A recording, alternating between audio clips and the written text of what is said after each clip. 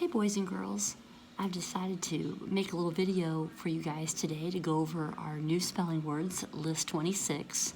So if you'll open your spelling book to page 102, I thought first of all we'd read through the words so that we know for sure what each one says. We've got shady, pony, foggy, tiny, easy, ponies, shadier, tiniest, foggiest, easier, supply, cloudy, bumpy, supplies, cloudier, bumpiest. And then our review words this week are wisest and flatter, and our memory words are guide and guard.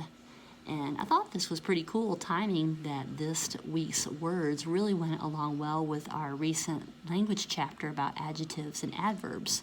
Because in one of the sections, one of the pages about adjectives, it talked about changing the endings of the words when a suffix is added.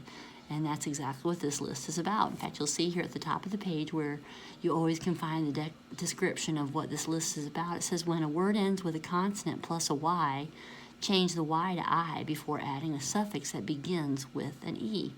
And the first word on our list, shady, is a good example of that.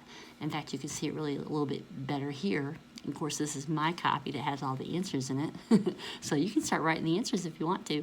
But shady is the base word or the root word that ends with a consonant D and a Y. And when you want to add a suffix to shady, a suffix that begins with an E, you're going to change that Y to an I and then add the suffix. It always helps me because it really is a little bit of a rhyme when you change the Y to I and then add the suffix. It kind of goes together, so that should help you remember. It's been a while since we've talked about this particular rule for adding suffixes, but hopefully this will jog your memory and make this a pretty easy list for you. Again, we see the same thing with pony, foggy, tiny, easy, supply, cloudy, and bumpy. All of those words end with that consonant and the letter Y, consonant and the letter Y, consonant and the letter Y, all the way through to the end of those words. Then when you go to add the suffix that begins with an E, whether it's ER or whether it's ES or whether it's EST, you're going to change that Y, like we mentioned, to the I before you add the suffix.